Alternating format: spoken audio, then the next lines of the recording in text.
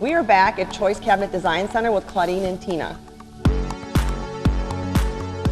So sometimes design can seem very complicated, but actually there's a function and a way of putting it all together. There is. Design is basically an artistic expression. What some customers may not see when walking into the showroom, we see in our heads. So Right. It does take time to get the customer's needs, our vision of it, to put it on paper. So it's not something that you walk in and you leave with a design. We have to process all of this to make Right. sure that we are getting their vision into real life. We basically just introduce the customer to the product.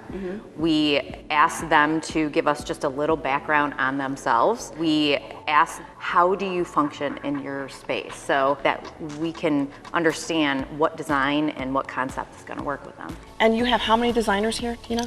4 of us. So not only are they designers, they're salespeople, the best of both.